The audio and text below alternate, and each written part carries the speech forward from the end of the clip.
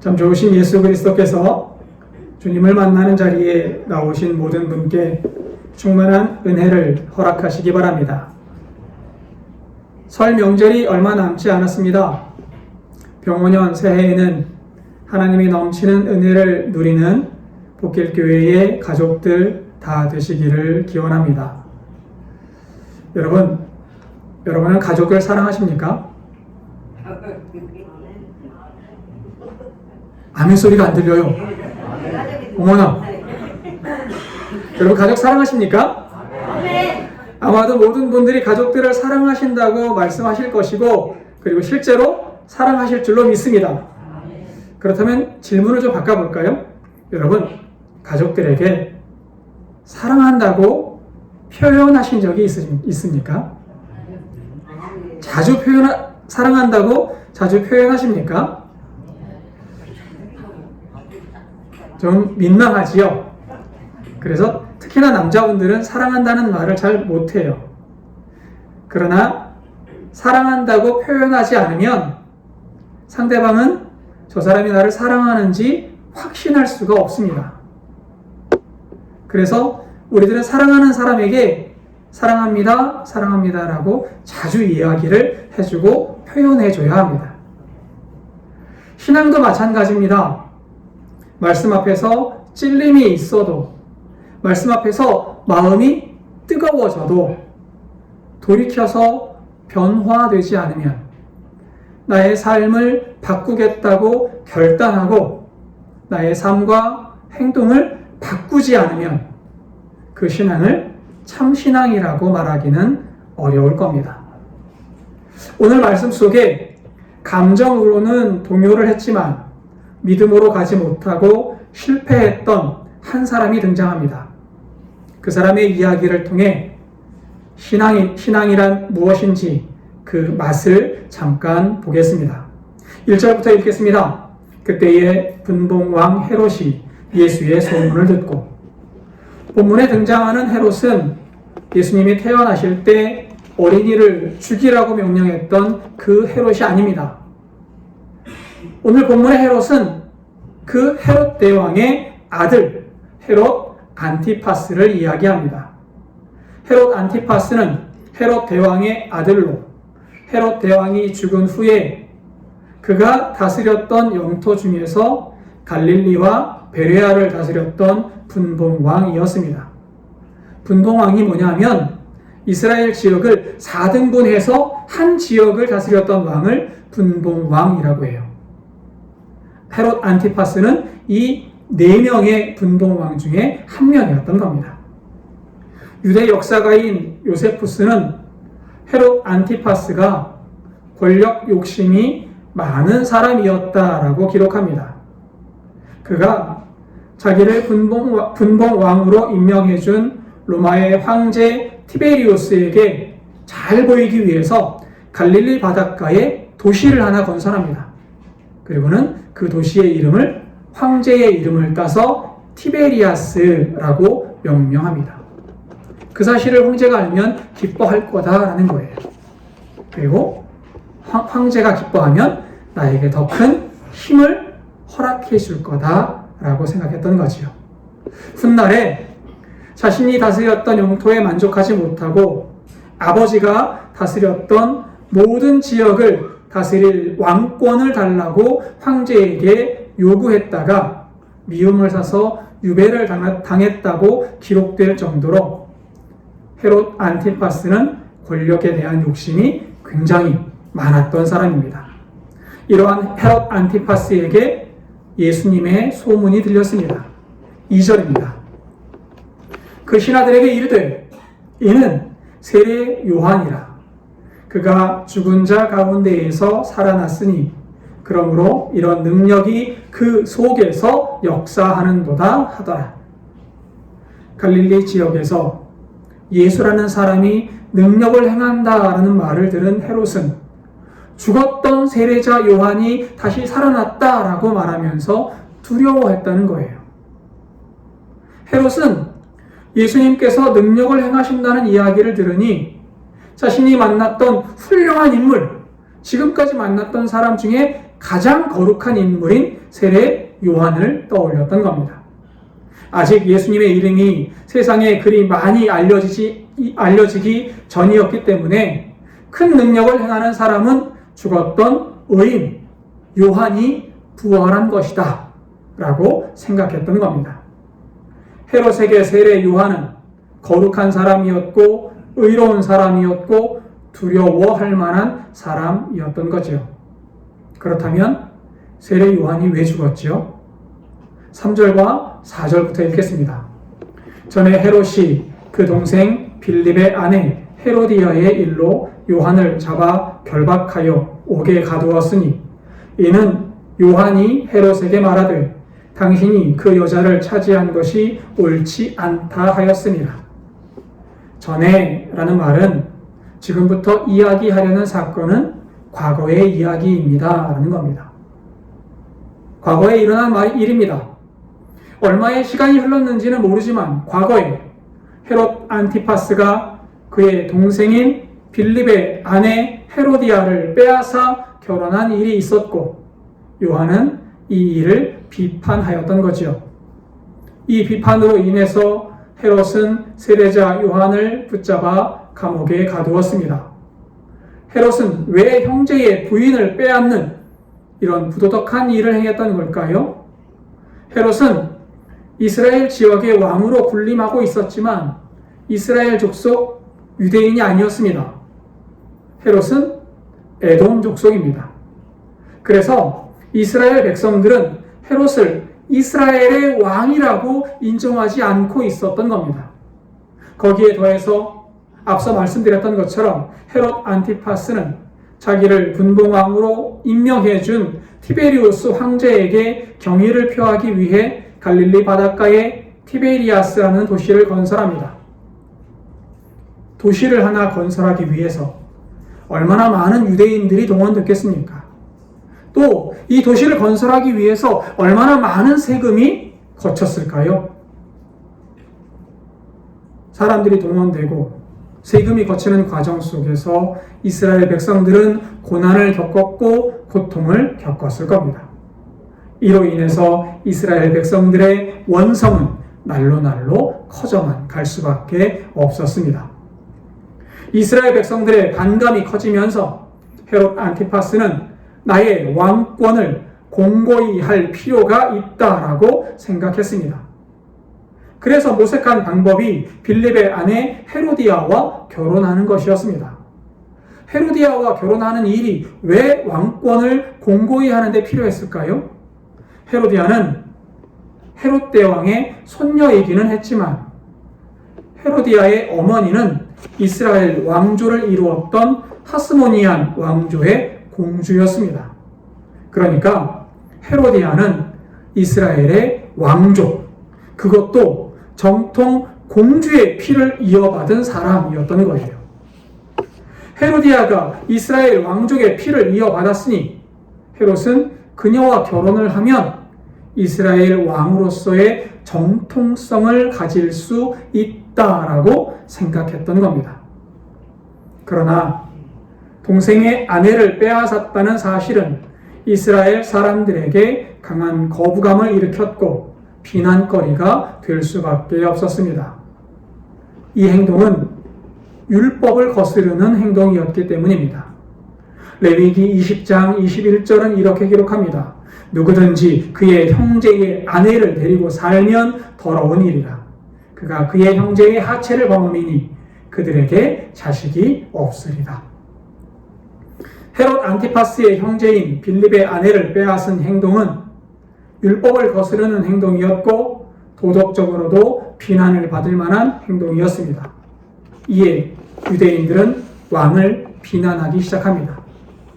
거기에 더해서 요한은 왕을 향해서 직접적으로 비판의 목소리를 내기 시작합니다. 면전에서 헤롯 왕을 비난하기 시작하는 거예요. 요한의 이 직접적인 비판에 격분한 헤롯이 요한을 결박해서 가두었습니다. 옥에 가두었습니다. 헤롯이 요한을 가두기는 했지만 세례 요한을 죽이는 일은 헤롯이 두려워했다라고 성경은 기록합니다. 5절입니다. 헤롯이 요한을 죽이려 하되 무리가 그를 선지자로 여김으로 그들을 두려워하더니. 사람들이 세례 요한을 선지자로 여겼기 때문에 헤롯이 세례 요한 죽이는 일을 두려워했다라고 기록하고 있는 겁니다. 선지자라는 말은, 이 선지자라는 단어를 풀어보면 먼저 선자에 알지자를 써서 선지자라고 합니다. 그러니까 먼저 아는 사람을 선지자라고 하는 거예요. 미래의 일을 미리 아는 사람, 그 사람을 선지자라고 합니다. 다른 말로는 예언자라고 할 수 있을 겁니다. 우리는 이 단어 선지자 또는 예언자라는 이 말 때문에 성경에 나와 있는 선지자 혹은 예언자를 미래의 일을 알려주는 점쟁이와 같은 사람으로 생각하곤 합니다. 성경에서 말하는 선지자 또는 예언자는 점쟁이가 아닙니다. 구약에서도 예언자라고 불리는 사람들이 많이 있습니다. 이사야, 예레미야, 엘리야, 엘리사 등 많은 사람이 예언자로 불리지만 그들의 임무는 미래의 일을 알려주는 것이 아니었습니다. 그렇다면 성경에서 예언자라고 불리는 사람은 무엇을 하는 사람들입니까? 성경에서 말하는 예언자는 하나님의 말씀을 대언하는 사람, 하나님의 말씀을 사람들에게 전해주는 사람, 그 사람을 예언자 또는 선지자라고 부릅니다. 하나님의 말씀을 대언하기 때문에 미래의 일을 말하기도 합니다. 하지만 선지자의 관심은 미래의 일에 있지 않습니다. 선지자의 관심은 오늘, 지금 이 순간 우리가 하나님 앞에 서 있는가 아닌가에 관심을 가지고 있는 거예요. 선지자는 우리가 지금 하나님의 백성으로 살고 있는지, 우리가 오늘 하나님의 말씀에 순종하고 있는지 그 사실에 관심을 가지고 있고 하나님의 백성들이 하나님 앞으로 나아가도록 하기 위해 하나님의 말씀을 대언하는 일을 담당하고 있는 겁니다. 사람들이 요한을 선지자로 알았다라는 말은 요한의 말이 사람들에게 하나님의 말씀으로 믿어졌다라는 뜻을 가지고 있습니다. 그만큼 요한의 말은 진실되고 힘이 있었던 겁니다. 세례자 요한은 세상의 불의에 굴복하지 않고 하나님의 말씀을 전했습니다. 세례 요한은 사실을 말했고 진리를 전했습니다. 헤롯도 하나님의 말씀을 전하는 요한이 두려웠던 거예요. 오늘 본문의 평행 본문인 마가복음 6장 20절은 이렇게 말합니다. 헤롯이 요한을 의롭고 거룩한 사람으로 알고 두려워하며 보호하며 또 그의 말을 들을 때에 크게 번민을 하면서도 달갑게 들음이러라.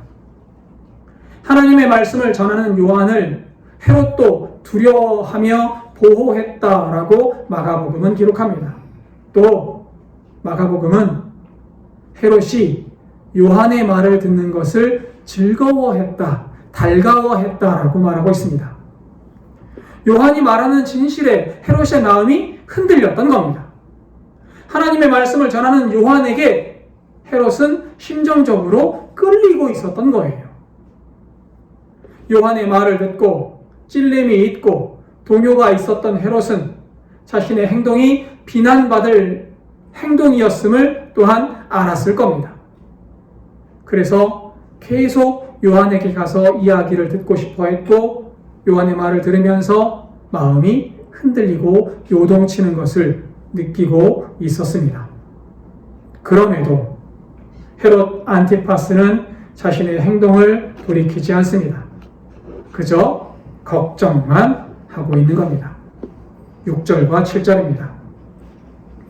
마침 헤롯의 생일이 되어 헤로디아의 딸이 연석 가운데에서 춤을 추어 헤롯을 기쁘게 하니 헤롯이 맹세로 그에게 무엇이든지 달라는 대로 주겠다고 약속하거늘 헤로디아의 딸이 헤롯 안티파스의 생일을 맞아서 사람들 앞에서 춤을 추었고 그 모습을 본 헤롯이 기뻐했다라고 성경이 이야기합니다.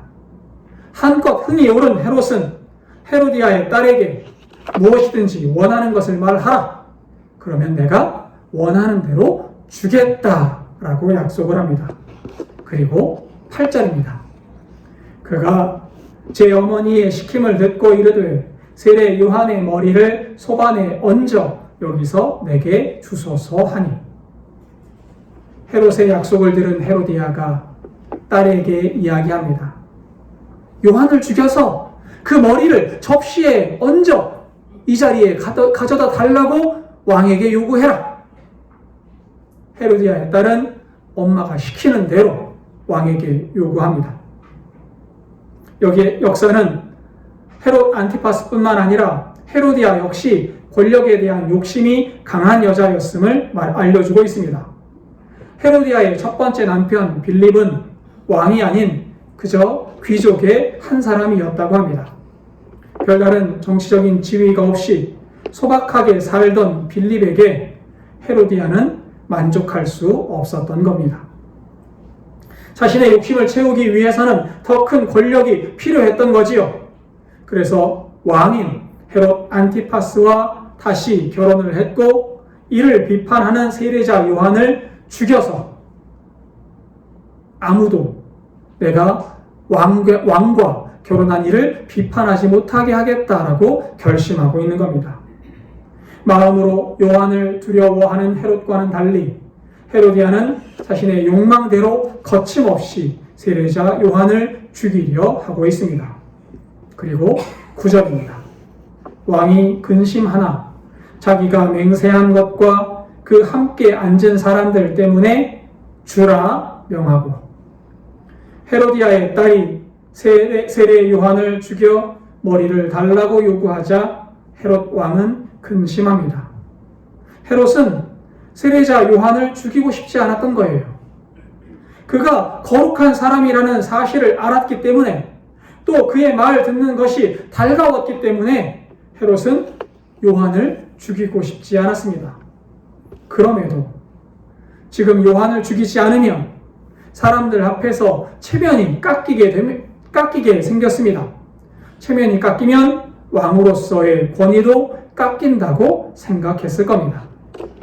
그만큼 자신의 체면이 소중했던 헤롯은 요한을 죽였고 헤로디아의 딸에게 그의 머리를 가져다 주게 됩니다. 10절과 11절을 읽어볼까요? 사람을 보내어 옥에서 요한의 목을 베어 그 머리를 소반에 얹어서 그 소녀에게 주니 그가 자기 어머니에게로 가져가니라. 헤롯은 자신의 생각과는 다르게 요한을 죽였습니다. 헤롯은 감정적으로 요한에게 동요했고 요한의 말을 귀담아 들었습니다. 그럼에도 헤롯이 요한을 죽인 이유는 무엇입니까? 헤롯은 그 속에 두 마음이 충돌하고 있었던 거예요. 하나는 세례자 요한을 두려워하면서 요한을 살려서 그의 말씀을 듣고 싶은 마음이었습니다. 요한의 말은 권력욕에 취해 있던 헤롯을 불편하게 했습니다. 요한의 말로 인해 찔림이 있었지만 그의 말이 진실이라는 사실을 알고 있었습니다. 그리고 요한의 말에 헤롯의 마음은 동요했고 흔들렸습니다. 또 헤롯이 가진 또 하나의 마음은 세상의 욕망과 욕심을, 또 체면을 지키고 싶은 마음이었습니다. 요한만 없으면 헤로디아와 결혼해서 왕의 정통성을 가지고 이스라엘을 강하게 다스릴 수 있을 것 같습니다. 요한을 죽여야 체면이 서고 왕의 권위가 서는 것 같습니다. 헤롯의 마음에는 이 두 마음이 충돌하고 있었고 어느 쪽으로 결정하고 행동하느냐만 남았던 겁니다. 결국 헤롯은 요한을 죽여서 세상 욕심을 채우는 쪽으로 결정했고 행동하고 말았습니다. 헤롯은 감정적으로 요한에게 동요했습니다. 두려워했고 말씀 듣기를 즐거워했습니다. 요한을 통해 진리의 길로 들어갈 수 있었습니다. 그럼에도 결국 헤롯은 요한을 죽였고 세상 욕심을 채우는 결단을 하고 맙니다. 진리 앞에 설 기회를 헤롯은 잃고 말았던 거지요. 설교를 시작하면서 신앙은 감정이 아니라고 말씀을 드렸습니다. 감정만 있는 신앙은 쉽게 무너질 수밖에 없습니다. 신앙은 하나님의 방향으로 결단하는 것, 그리고 말씀에 순종하는 행동을 하는 것, 그것을 신앙이라고 말할 수 있습니다. 신앙이 삶으로 사라질 때 우리는 믿음의 사람이라고 증거될 수 있는 겁니다. 여러분, 신앙은 동사라는 말이 있습니다. 신앙은 규정되는 것이 아닙니다. 신앙은 살아내는 것입니다. 신앙은 우리가 살아내는 것이고, 우리가 행동하는 것이고, 우리가 결단하는 것임을 믿으시기 바랍니다. 12절을 읽겠습니다. 요한의 제자들이 와서 시체를 가져다가 장사하고 가서 예수께 아뢰니라. 앞선 이야기만 보면 마치 세례자 요한의 삶이 무모했고 그의 사역은 실패한 것처럼 보입니다. 그러나 성경은 그렇게 말하지 않습니다. 본문을 자세히 읽어보면 3절은 과거의 이야기를 회상하는 형식으로 이야기를 시작합니다. 반면 12절은 마치 현재 예수 그리스도께 요한의 죽음을 아뢰는 것, 지금 아뢰는 것처럼 현재의 이야기로 끝맺고 있음을 알 수 있습니다. 그 이유는 세례자 요한의 사명이 예수 그리스도를 통해 이어지고 있다는 사실을 말하기 위해서입니다. 요한의 사명이 죽음으로 인해서 끝난 것이 아니라는 거예요. 요한은 예수 그리스도와 함께 사명을 이루고 있고 예수 그리스도께서 죽으시고 부활하심으로 말미암아 우리의 구원을 완성하신 것처럼 요한도 예수 그리스도와 함께 사명을 완성하고 있다라고 성경은 우리들에게 말하고 있는 겁니다. 헤롯과 헤로디아에 의해 죽임을 당해 얼핏 실패한 것처럼 보이는 세례자 요한의 사명이 예수 그리스도를 통해 이어지고 완성될 것이다 라고 암시를 주고 있는 거지요. 세례자 요한의 믿음은 또 그의 사명은 결코 실패하지 않았습니다. 예수 그리스도의 죽으심과 부활을 통해 세례자 요한의 사명도 함께 완성될 겁니다. 그리고 오늘날 이미 완성되었음을 우리들은 알고 있습니다. 우리도 마찬가지입니다. 우리의 믿음, 우리의 신앙, 우리의 삶도 예수 그리스도 안에서 완성될 줄로 믿습니다. 결단과 실천이 있는 신앙인의 삶은 하나님께서 완성하심을 믿으시기 바랍니다. 우리의 삶은 결코 실패하지 않습니다. 주님을 믿는 사람의 삶은 하나님의 말씀에 순종하는 그 삶은 결코 실패하지 않습니다. 하나님께서 사명을 이루실 것이고 하나님 나라 보좌 우편으로 그 사람을 이끌어 주실 것이기 때문입니다. 교우 여러분, 헤롯은 요한이 옳다는 것을 알았습니다. 말씀을 들을 때 번민했습니다. 그러나 헤롯은 죄를 끊어내지는 못했습니다. 세상을 향해 움직였고 체면을 더 사랑했습니다. 그 결과 헤롯은 세례자 요한을 목베어 죽이는 죄를 짓고 말았습니다. 그러나 어쩌면 실제로 잘려나간 것은 요한의 목이 아니라 헤롯 자신의 양심이었을 겁니다. 사랑하는 여러분, 말씀 앞에 번민만 하고 행동하지 않으면 우리 역시 헤롯과 같은 길을 걸어갈 수밖에 없습니다. 회개는 또 신앙은 감정이 아닙니다. 결단이고 삶임을 기억하시기 바랍니다. 결단은 행동으로 이어져야만 합니다. 다가오는 설 명절, 가족에게 사랑을 마음껏 표현하시기를 바랍니다. 가족에게 사랑을 표현하시듯 하나님 앞에서 신앙을 결단하시기 바랍니다. 세상의 시선이 아니라 진리의 시선을 선택하시기 바랍니다. 감정이 아니라 행동으로 순종을 보여주시는 하나님의 백성들 다 되시기를 바랍니다. 여러분들의 결단, 여러분들의 삶, 여러분들의 행동을 통해 여러분들의 신앙이 세상 속에 드러나고 하나님 앞에 보여질 수 있기를 진심으로 기원합니다. 기도하겠습니다.